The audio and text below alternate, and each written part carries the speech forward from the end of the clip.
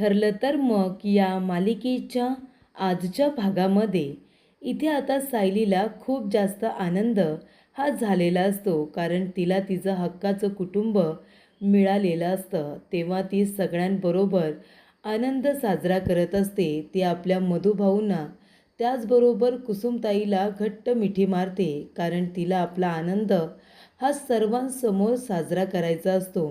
आणि तेव्हा प्रताप काका म्हणत असतात की आपल्याला माहिती होतं की सायलीबरोबर आपलं काहीतरी मागच्या जन्मीचं नातं आहे, ते सुद्धा घट्ट नातं, पण नेमकं काय नातं आहे ते आपल्याला काही कळत नव्हतं. तेव्हा इथे रविराज काका म्हणतात, हो ना, मला सुद्धा ते सारखं जाणवत होतं, पण सगळं काही कळून सवरूनसुद्धा आपण त्याच्याकडे नजरअंदाज करत होतो. कारण काय, तर वकील आहे ना, वकिलाला पुराव्याची गरज असते ना, म्हणून मी कुठल्याही गोष्टीकडे लक्ष दिलं नाही. तेव्हा अर्जुन म्हणतो, मग आता तुला तुझ्या मनासारखे पुरावे मिळाले ना सिनियर? तेव्हा रविराज काका म्हणतात, हो ना, मला आता पुरावे मिळालेले आहेत. आता सायली, मी तुझ्याकडे कधीच कुठलाच पुरावा मागणार नाही आहे, कारण माझी खात्री पटली आहे की तूच माझी मुलगी आहेस. त्यानंतर अस्मिता म्हणते, बघ ना अर्जुन, अरे पूर्णाजीची इच्छा होती की तुझं आणि तन्वीचं लग्न व्हावं, पण नियतीने तुमच्या दोघांचं लग्न आधीच केलं होतं. तुम्ही दोघेजण आधीच एकत्र आला होतात. तेव्हा इथे आता लगेच कुसुमताई म्हणते, हो ना, ज्या गोष्टी घडायच्या ना त्या घडूनच राहतात. म्हणून तर इथे अर्जुन आणि सायलीला आधी माहिती नव्हतं की ते कोण आहेत, पण तरीसुद्धा नियतीने त्यांना एकत्र आणलंच होतं. लग्न हे त्यांचंच झालं होतं. तेव्हा पूर्णाजी म्हणते की माझी इच्छा होती की माझ्या नातीबरोबर अर्जुनचं लग्न व्हावं, आणि ती इच्छा माझी आधीच पूर्ण झाली होती. पण तरीसुद्धा लग्न झाल्यानंतर मी सायलीला खूप त्रास दिला. त्यासाठी सायली, मी तुझी मनापासून माफी मागते. तेव्हा रविराज काका म्हणतात, माफी तर मी पण मागितली पाहिजे ना, कारण जेव्हा अर्जुन सायली लग्न करून आले तेव्हा सगळ्यात जास्त राग मीच केला होता तुझा. नाही नाही ते बोललो होतो तुला बाळा, प्लीज प्लीज मला पण शक्य झालं तर माफ कर. तेव्हा कल्पना म्हणते, हे काय बोलताय तुम्ही रविराज भाऊजी? अहो मग मी काय करायचं? जेव्हा मला कळलं की अर्जुन सायलीचा कॉन्ट्रॅक्ट मॅरेज आहे, तेव्हा जो काही मी राग केला होता तिचा, त्याची मी तुलनाच करू शकत नाही. तेव्हा अश्विन म्हणतो, आणि प्रियाच्या नादाला लागून वहिनी मी तुला जो काही त्रास दिलाय ना, तुला जो मान सन्मान, तुला जो अधिकार द्यायला हवा, ते मी काहीच दिलं नाही. खरंच मी मनापासून त्यासाठी तुझी माफी मागतोय. तेव्हा इथे अस्मिता म्हणत असते, आणि सायली खरं सांगू का, मी पण तुझी माफी मागते. मी पण त्या प्रियाच्या नादाला लावून मध्ये मध्ये फारच चुकीची वागले होते तुझ्याबरोबर. शक्य झालं तर आम्हाला सगळ्यांनाच तू माफ कर. तेव्हा सायली म्हणते, हे बघा, तुम्ही सगळेजण आता माझी माफी मागू नका प्लीज, कारण त्यावेळेला तुमची काही चूक नव्हती, परिस्थिती तशी वाईट होती, त्यामुळे तुम्ही माझ्याबरोबर तसे वागला होतात. जेव्हा मी आश्रमामध्ये होते ना, तेव्हा माझी फक्त एकच इच्छा होती की मला माझं हक्काचं, माझ्यावरती भरभरून प्रेम करणारं कुटुंब मिळावं, आणि मला माझं कुटुंब मिळाले. अजून मला काय हवं आहे ना? तुम्ही सायली म्हणूनसुद्धा माझ्यावरती भरभरून प्रेम केलं, आणि आता तन्वी म्हणूनसुद्धा मला माझ्या हक्काचं प्रेम मला मिळणार आहे, भरभरून प्रेम मला मिळणार आहे. अजून मला काय हवं आहे? तेव्हा इथे मधुभाऊ म्हणतात की आश्रमामध्ये असताना तिची फक्त तेवढीच एक इच्छा होती की तिला तिचं कुटुंब परत मिळावं, जे की तिला मिळाले. तेव्हा इथे अर्जुन म्हणतो, मग आता सायलीला तिचं हक्काचं कुटुंब मिळाले, आपण कुणीही तिची माफी मागायला नको आहे, पण मग आता आपण सायली डे साजरा करूया ना, आपण तन्वी डे साजरा केला पाहिजे, बरोबर ना? तेव्हा इथे पूर्णाजी म्हणते, ए तन्वी डे, तू थांब रे अर्जुन, मला माझ्या नातीच्या आधी दृष्ट तरी काढू दे. तेव्हा ती म्हणते, ये तन्वी बाळा, इथे ये, इथे बस बरं, मी तुझी आता दृष्ट काढणार आहे. आणि ती आल्या गेल्याची, भूताखिताची, ज्याची कुणाची नजर असेल ती निघून जाऊ दे रे बाबा, आणि थुतू थुतू असं म्हणत ती आता मीठ मोहरी उतरते. तेव्हा अर्जुन म्हणतो, आता काय करायचं? आता तरी आपण तन्वी डे साजरा करूया का? तेव्हा पूर्णाजी म्हणते, सायली बाळा, तू जा बरं, आता जाऊन देवी आईचा आशीर्वाद घे. तिच्याच तर आशीर्वादामुळे आज आम्हाला आमची तन्वी मिळाली आहे आणि तुला तुझं कुटुंब, बरोबर ना? तेव्हा सायली म्हणते, हो पूर्णाजी. आणि ती आता देवी आईचा आशीर्वाद घेण्यासाठी गेलेली असते. तेव्हा सगळेजण आता एकत्र येतात. पूर्णाजी म्हणते, या या सगळेजण एकत्र या. आपण आहे ना सायली डे, तन्वी डे साजरा करणार आहोत. पण आता आपल्याला भारी काहीतरी तन्वीसाठी करायचं आहे. तिच्यासाठी काहीतरी सरप्राईज असणार आहे. तेव्हा इथे कुसुमताई म्हणते, नाही पण तुमच्या ह्या प्लॅनमध्ये मी आणि मधुभाऊ आम्ही दोघेजणं सामील असणार आहोत ना? तेव्हा इथे पूर्णाजी म्हणते, कुसुम हे काही बोलणं झालं का? तुमच्याशिवाय तन्वी डे साजरा होऊ शकणार नाही आहे, असं इथे पूर्णाजी म्हणते. त्यानंतर सायली देवी आईसमोर उभी राहते आणि म्हणते, देवी आई खरंच तुझे खूप खूप आभार. तुझी लीला खरंच अघात आहे गं. म्हणजे इतकी वर्ष मी वात्सल्य आश्रमामध्ये राहत होते आणि तेव्हा फक्त माझी एकच इच्छा होती की मला माझं कुटुंब परत मिळावं. आणि आता बघ ना, मला माझं कुटुंब परत मिळालेलं आहे. म्हणजे सायली म्हणूनसुद्धा मला माझ्या कुटुंबाने भरभरून प्रेम दिलं आणि आता तन्वी म्हणूनसुद्धा माझं कुटुंब माझ्या पाठीशी खंबीरपणे उभं असणार आहे. आणि हे सगळं तुझ्यामुळे शक्य झालं आहे. आधी मला माझं कुटुंब कोण आहे ते माहिती नव्हतं. आम्ही दोघेही एकाच घरामध्ये राहून एकमेकांना शोधत होतं, मी माझ्या कुटुंबाला आणि कुटुंब मला. पण आता मला सगळं काही भरभरून मिळालेलं आहे आणि हे असंच राहू दे, असं सुद्धा आता सायली म्हणत असते. तेव्हा अर्जुन त्या ठिकाणी येतो. सायलीला म्हणतो, बायको काय झालं? देवी आईचे आभार वगैरे मानून झाले ना? ती म्हणते, हो, मनापासून मी देवी आईचे आभार मानलेत. तेव्हा ती विचारत असते, काय हो सगळेजण काय बोलत आहेत? अर्जुन म्हणतो, काही नाही. तू आता एक काम कर, तुझा चेहरा बघ किती थकल्यासारखा दिसतोय. तू तुझ्या रूममध्ये जा आणि थोडा वेळ आराम कर, बरं वाटेल तुला. सायली म्हणते, हो, थकल्यासारखं तर मला वाटतंय. मी जाते माझ्या रूममध्ये आणि थोडा वेळ पडते, म्हणजे मला बरं वाटेल. त्यानंतर प्रिया म्हणत असते, इथे अजून कसा हा आला नाही? राकेशला फोन करायला हवा.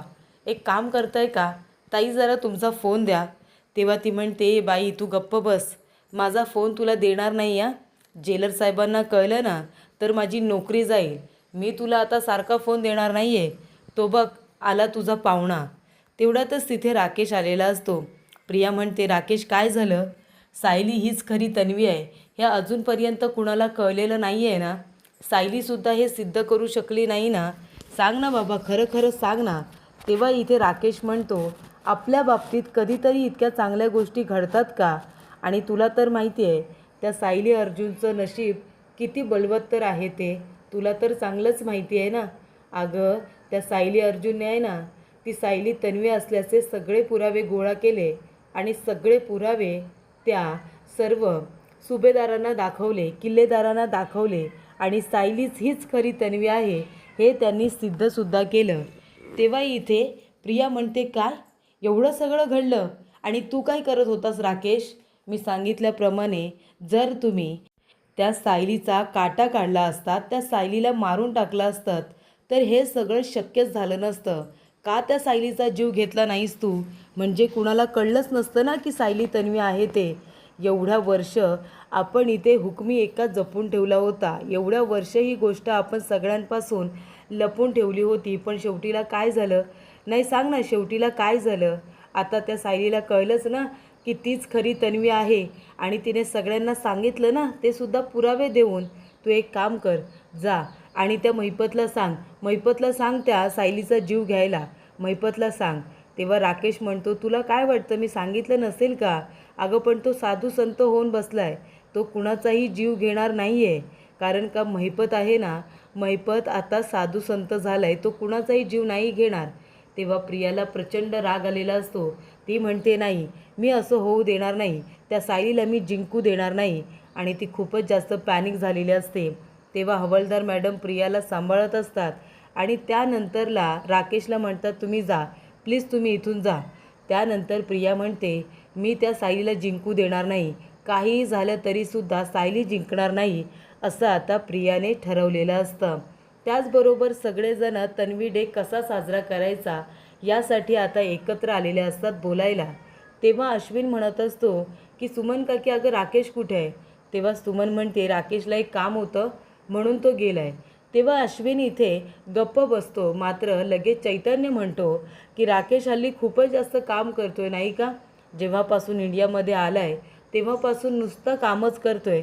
एवढी काय कामं आहेत त्याला काय माहिती. तेव्हा इथे सगळेजण गप्प बसतात, काही बोलत नाही.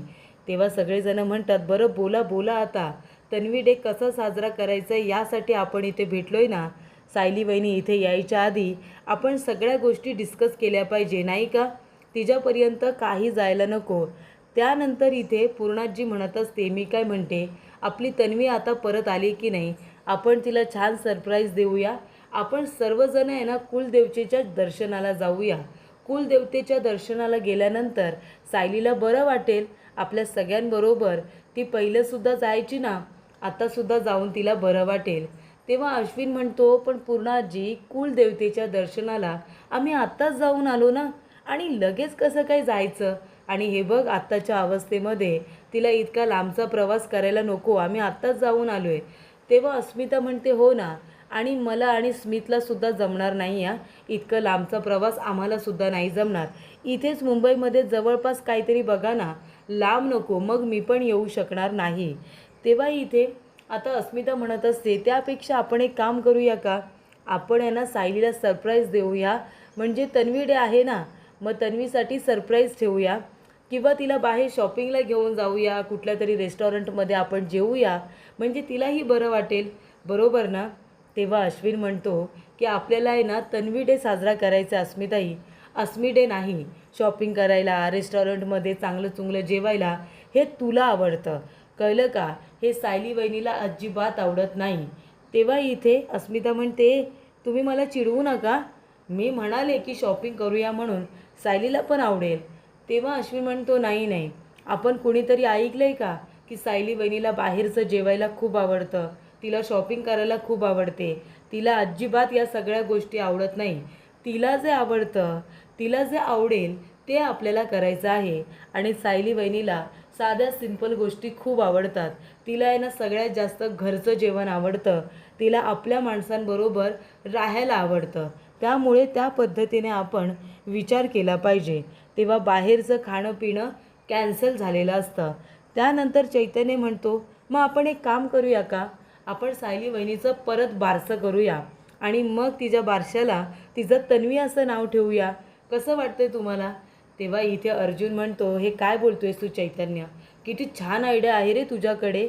आपण एक काम करूया, सायलीसाठी आहे ना मोठा पाळणा घेऊन येऊया तिच्या मापाचा, तिला पाळण्यात टाकू, आणि मग तिला जो करून तुझं नाव तन्वी आहे हो असं तिला सांगू.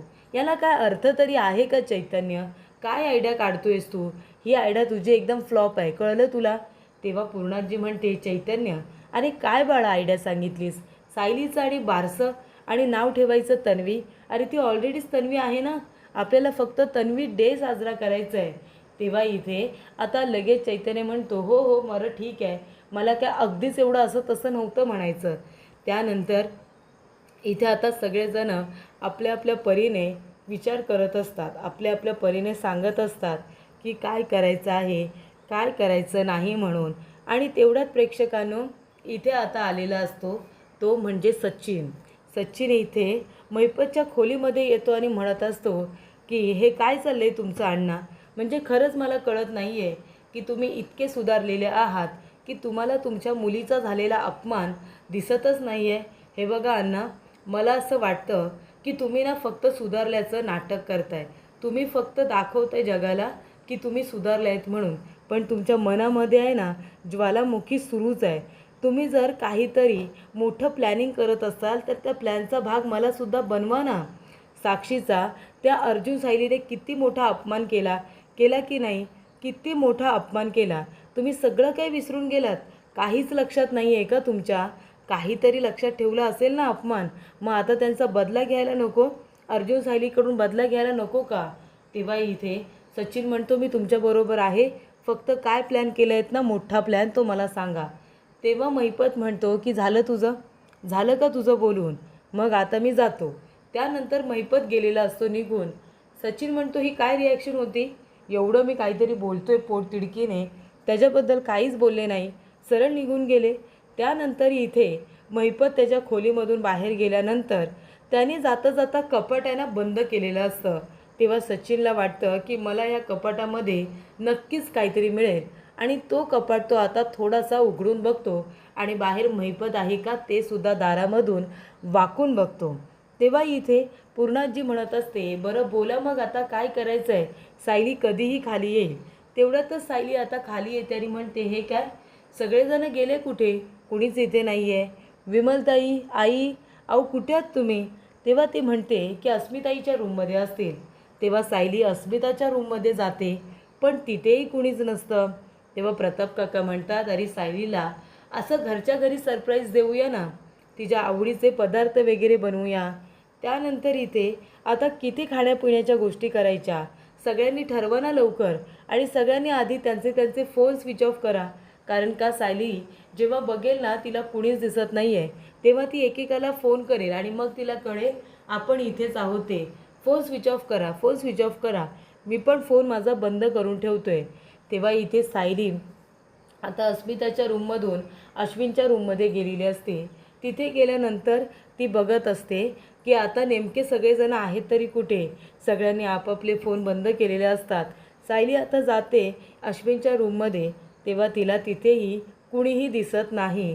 तेव्हा ती विचार करते की सगळेजण गेले तरी कुठे, म्हणजे एकाएकी सगळे एकदाच कुठे गेले असतील. तेव्हा अश्विन म्हणतो, हे बघा आपल्याकडे वेळ फार कमी आहे, आपण काहीतरी आत्ताच डिस्कस करूया आणि लवकरात लवकर ठरवूया. सायली वहिनी आल्यानंतर आपल्याला अजिबात काहीही बोलायला भेटणार नाही आहे, त्यामुळे जे काही आहे ना ते लवकरात लवकर आता बोलावून घ्या. तेव्हा सगळेजण डिस्कसच करत असतात. इथे आता प्रताप काका चिडतात, अरे म्हणतात, अरे विचार करा, लवकर करा, तरुण आहात ना तुम्ही, तुमच्या डोक्यात काही येते की नाही. सुमन काकी आपली आयडिया सांगते, पण सुमन काकीची आयडियासुद्धा कुणालाच इथे आवडत नाही. सुमन काकीसुद्धा आपली आयडिया सांगते आणि सगळेजण आता तिची आयडियासुद्धा चांगली नाही असंच आता म्हणत असतात. त्यानंतर सायली म्हणते, गेले कुठे सगळेजण, अजिबात कुणाचा काही पत्ताच नाही आहे ते. आणि तेव्हा इथे सायली फोन करत असते. सगळ्यांचे फोन स्विच ऑफ, सगळ्यांचे फोन बंद असतात एकाच वेळी. मग सायलीला अजूनच भीती वाटते. ती म्हणते, अरे देवा, सगळ्यांचे फोन आता एकाच वेळी बंद कसे काय, एकाच वेळी कसे काय सगळेजण फोन बंद करू शकतात. आणि सायली आता खूपच जास्त टेन्शनमध्ये आलेली असते. त्यानंतर प्रेक्षकांनो पुढील भागामध्ये इथे आता सायलीसाठी सरप्राईज असतं. अर्जुन सायलीला घरामध्ये घेऊन आलेला असतो. दार उघडलं जातं तर सगळेजण इथे आता हातामध्ये फुलांची ताटं घेऊन उभे राहिलेले असतात. सायली चालत चालत पुढे येते. सगळेजण आता फुलांचा तिच्यावरती वर्षाव करतात. सगळेजण तिचं स्वागत करतात. तन्वी म्हणून पुन्हा एकदा घरामध्ये, सायली म्हणून ती घरामध्ये आली होती आणि हळूहळू त्या घरातली होऊन गेली आणि नंतर ती तन्वी आहे हे फायनली सगळ्यांना समजलेलं असतं. सायली हीच खरी तन्वी आहे समजल्यानंतर सगळेजण तिच्यावरती पुष्पवर्षाव करत तिला घरामध्ये घेतात. तेव्हा प्रेक्षकांनो अशा रीतीने इथे आता सगळेजण सायलीचं खूप छान आणि दणक्यात स्वागत करतात तन्वी म्हणून. तेव्हा इथे सायली येते घरामध्ये आणि पूर्णाजी तिच्यासाठी सुंदर असं गाणं गात असते. तेव्हा सायली पूर्णाजीच्या पाया पडते आणि पूर्णाजीचा ती आशीर्वाद घेते.